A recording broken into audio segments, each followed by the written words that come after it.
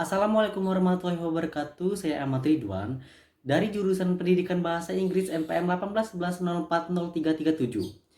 Dalam video ini saya akan mereview sebuah buku yang berjudul Critical Reading in Language Education by Catherine Wallace. Dalam video ini, saya telah menyajikan kasus tentang sifat sosial membaca. Penulis yang bersifat sosial dalam hal menulis sebagai anggota komunitas, baik religius, akademis, atau profesional. Teks yang merupakan hasil dari kolaborasi sosial ini adalah artefak sosial dan budaya itu sendiri. Pada akhirnya, sebagai individu pribadi tetap sebagai anggota komunitas interpretif.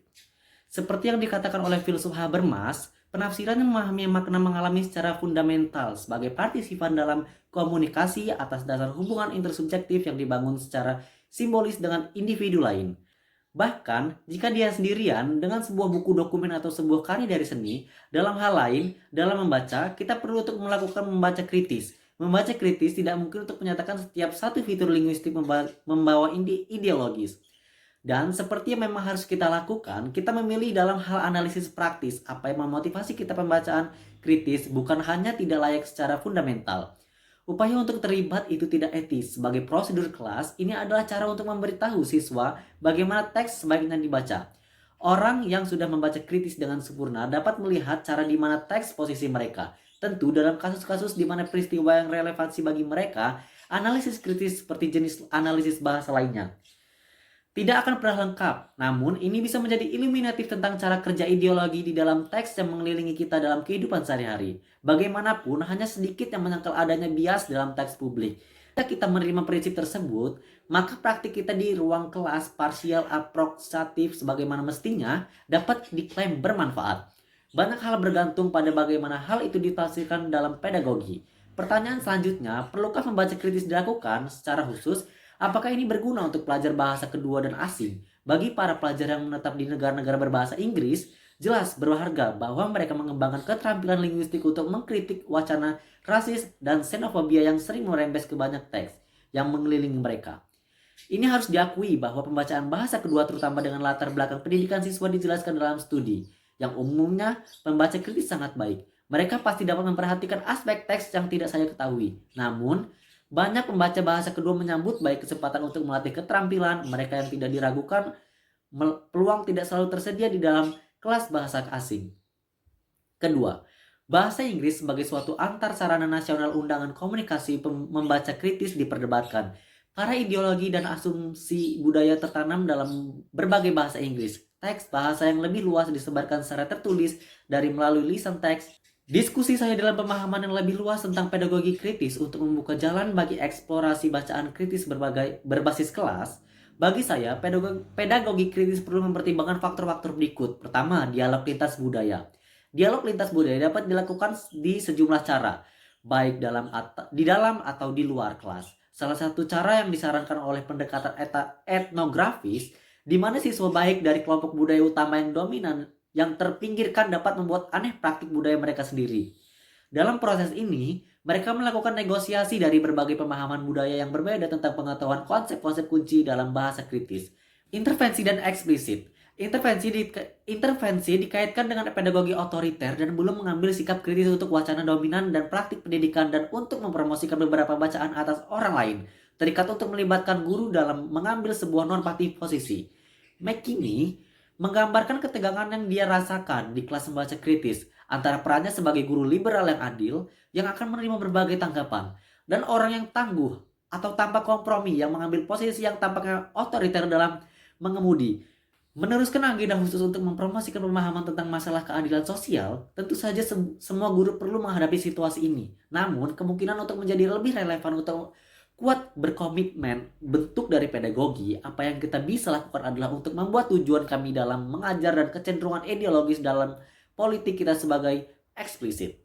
Mungkin tujuan singkatnya untuk membuat latihan kita terlihat. Yang penting kita dapat mengundang tantangan ke posisi kita sendiri seperti halnya ideologi teks yang dipelajari di kelas. Alat untuk analisis dan kritik memang benar bahwa kita perlu terus-menerus mengalihkan fokus antara fitur mikroteks ke fitur makro dari konteks, di mana teks muncul dari ditafsirkan. Namun, pada akhirnya perhatian terhadap detaillah yang memungkinkan kami menawarkan interpretasi teks yang masuk akal dan untuk memberikan jaminan bagi pandangan kami pada prinsip Habermasian dalam menambahkan bukti untuk klaim. Seseorang dapat memperdebatkan tingkat kekhususan yang paling memfasilitasi analisis dan kesadaran. Meskipun demikian, beberapa jenis kerangka bahasa tidak hanya menyediakan seperangkat istilah linguistik khusus untuk kritik tekstual, tetapi juga cara mengkonseptualisasikan bahasa secara lebih luas, melek huruf dan bahasa Inggris, dan intersubjektivitas. Terakhir, penting untuk menyimpulkan dengan gagasan kunci dalam pemikiran Habermasian yang telah saya ambil sebagai aspek utama dari interpretasi saya tentang pedagogi kritis praktis, bahwa kritik tekstual dalam studi PKB dilakukan secara ideologis dan bahwa pengertian tentang kebenaran interpretasi atau validitas penilaian disepakati secara intersubjektivitas. Bahwa kritik tekstual dalam studi PKB dilakukan secara dialog dan bahwa pengertian tentang kebenaran interpretasi dan atau validitas penilaian disepakati secara intersubjektivitas, konsensus, dan kolaboratif meskipun secara tentatif dan sementara. Untuk mengutip mudah, rasionalitas komunikatif berbasis dan tindakan tidak dapat benar-benar kritik dengan rasional jika rasional untuk hanya satu individu atau satu bangsa. Hal ini untuk alasan ini bahwa pendidik perlu memastikan sejauh mungkin bahwa kesempatan tersedia di ruang kelas untuk ekuitas dari partisipasi sebagai untuk yang produksi dari wacana yang berkomitmen untuk mengejar kebenaran dan kejujuran.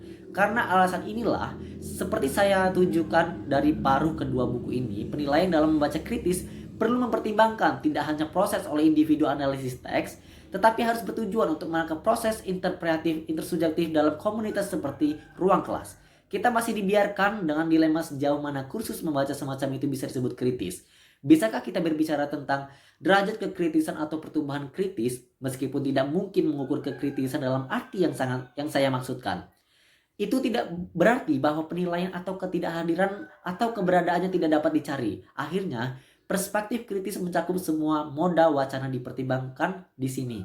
Itu tertanam dalam kritik tekstual, tetapi juga yang bicara kelas sekitar teks dan komentar, baik lisan atau tertulis, yang muncul dari refleksi pada kedua teks dan kelas. Mereka harus tetap untuk melakukan lebih mendalam analisis teks. Selain itu, sementara kemajuan menuju yang lebih besar kebenaran adalah tujuan.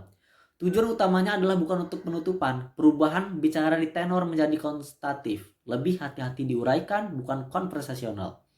Untuk mengambil metafora dari teks belajar di episode pertama, kita perlu sebagai guru bertujuan untuk pengendalian dan bukan kekuasaan. Jika kita mengambil kekuatan untuk rata dominasi semata-mata berdasarkan menjadi di otoritas daripada sebagai otoritas, dan kontrol berarti yang bijak penggunaan sarana dalam pemberian guru yang menjamin kesetaraan akses ke pembelajaran. Guru perlu menggunakan dua jenis otoritas, satu berdasarkan perannya yang secara institusional, kedua walau dinegosiasikan untuk beberapa derajat. Terutama di dalam kasus kelompok kecil orang dewasa di mana kemungkinan ada untuk melonggarkan cukup framing. Kami mungkin membayangkan versi pedagogi kritis yang melibatkan pembongkaran radikal segala bentuk. Kontrol guru dengan tidak ada superioritas yang melekat hak untuk berbicara.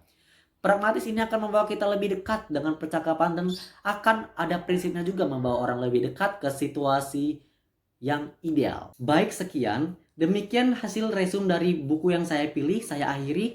Wassalamualaikum warahmatullahi wabarakatuh.